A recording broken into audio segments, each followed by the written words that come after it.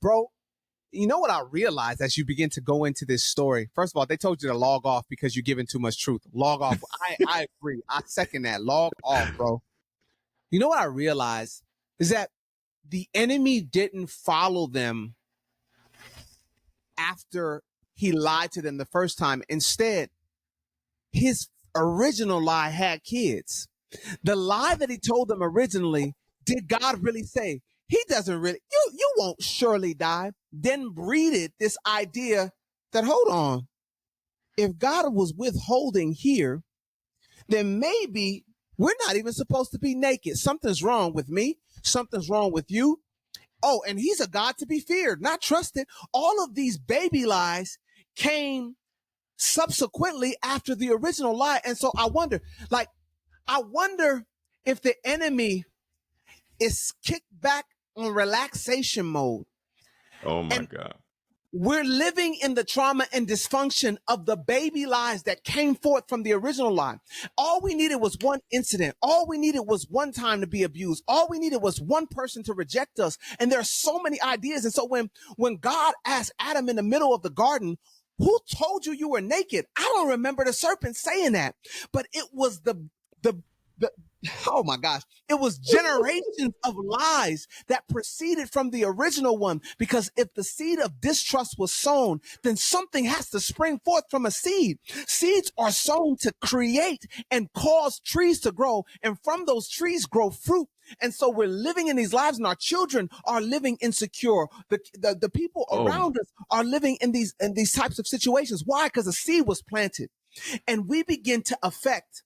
You know, if seeds are planted, if lies are planted as seeds in us, then we can't escape the fruit of those lies, meaning that my relationships must feel the fruit of the lies that were sown in me.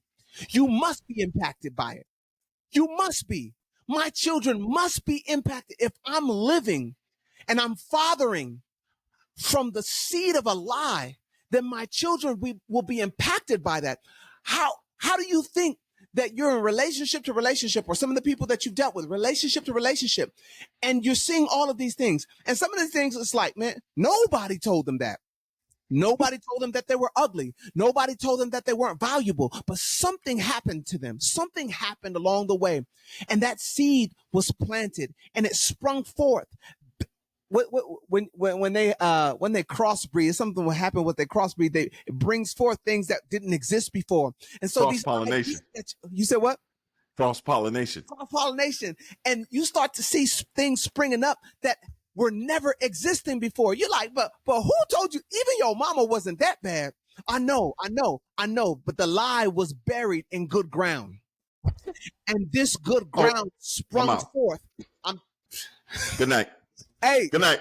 Stay Y'all right have there. a good one. Stay right there. Thank you so much for coming out tonight. Right there. That's it. No, but it's heartbreaking, because when I say good ground, what I mean is new ground. It's the first heartbreak.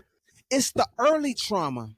It's the original insults and rejections that spring forth that causes the damage later on. The enemy loves to take malleable, fertile ground. What makes a ground good is that it's malleable. You can't plant in hard ground. And so there's not much that the enemy can do to an old person. That old person is living off the fruit of the lies that were planted from way back. It was the original lies that were sown. Your first heartbreak. It was the first lie, the first abuse, the first original trauma that happened that has you living as a 42-year-old, believing that still, even in this day and age, well, God might not do it for me because, well, ain't no way I could go for that because, well, she gonna definitely get the position because, he's definitely in a better position because, and God don't forgive me for that type of stuff because when I'm just gonna have to live with this and I have to settle because, and I have to endure this type of abuse because, and I guess I can't do nothing about these addictions because these lies are literally interwoven in our DNA, and they're impacting everyone that we're in contact with. All right, go ahead, bro. My God, listen, I'm just packing it up. I'm gonna go ahead I'm not trying to hear it. Come on, man. I'm gonna go ahead and because the fact that you said that the lie now it morphs, it spreads. It's like the roots of an oak tree. The roots grow down and wide, and you may chop down the tree, but you can't get to the root, because if you look at a tree Wow. where you see it positioned, the roots may be 60 yards in every other direction. Yep. That's real. So what I see is a small representation of what's living underneath.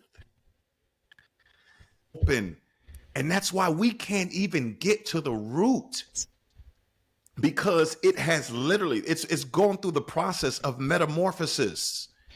And now what started off as a seedling is a garden. Oh my gosh. Full of resentment and bitterness and insecurity and self-sabotage. Wow. I have a garden of becauses. This is I have a garden of now justifying my inability to step into what God has called me to do and to be. Because the seed was sown, and now my garden, my harvest, oh my God. I am reaping crazy. I am reaping the harvest of my heartbreak. I am reaping the harvest of my brokenness, because I allowed the seed to get down deep enough that it spread out into my thought process. I'm going to tell you what's crazy. The fact that you said, who told you you were naked?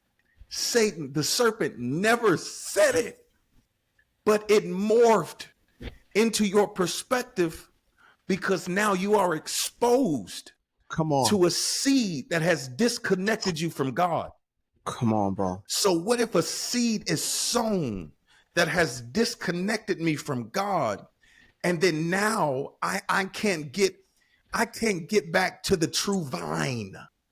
I can't get back to the vine for him to prune, for him to say, no. Let's clarify some perspective. Yeah, I know what they said, and I know that they dropped you, and I know that this is a place that you feel empty and you feel abandoned. But let me remind you as to who I called you to be. Let me reaffirm. Let me pull up that seed before it gets too deep rooted. But our heartbreak causes us to go into isolation. When we have a seed that is planted and it causes us to disconnect from God, that is the enemy's tactic. Oh my God. Is that I want to sow the seed just to get you away from God. Because heaven is to be in his presence. Hell is to be apart from him. So if I can sow a seed that causes you to experience heartbreak and hurt, it will cause you naturally to withdraw from God. And in my isolation, when I isolate, I insulate.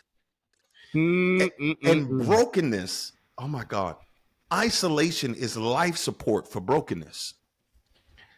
When I am isolated, it keeps brokenness alive. Because I can't get to the place where someone can say, that's wrong. Whoever taught you that, whatever you saw, and even Jesus.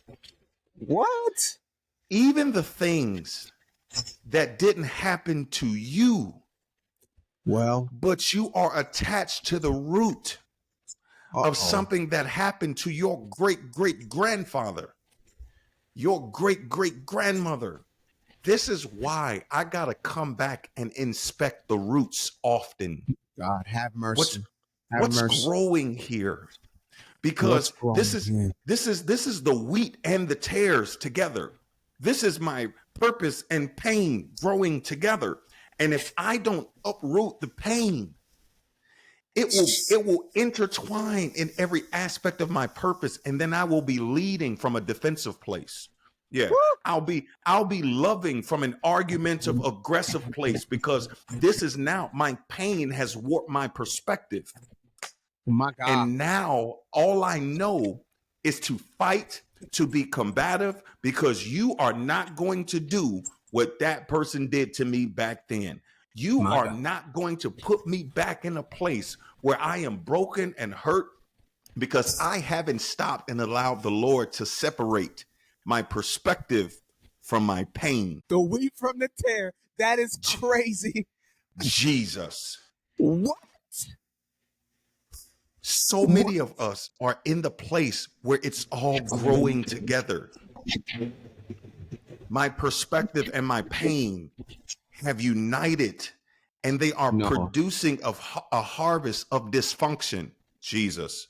that's Because crazy. this is when at one moment I can be operating in my purpose because we're spiritually bipolar, and in the next moment I could be operating from a pain perspective.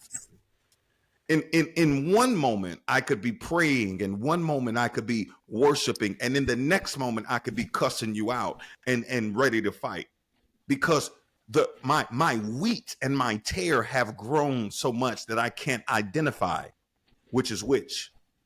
So now everything is now cross-pollinated. And when I Oh, am leading and I'm in places of leadership, and everything that I'm saying and doing, it has pain residue on it. It's oh you. my If you ever gosh. ate, if you ever ate some Doritos or some chips and you put your hand in a bag, after you eat them, you got all of this stuff on your hands. Come And on, man. most of us, some of us, we do it. We Yeah. either lick it off, we wipe it off, or whatever the case may be. But we don't oftentimes stop what we are consuming to go rinse off the residue. Help me, Holy Ghost. So if I don't rinse off the residue, guess what happens? The next thing I touch,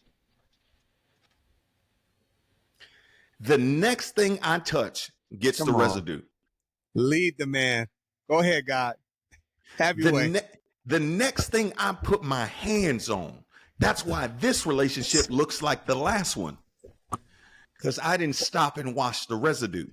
Because I haven't stopped and washed the residue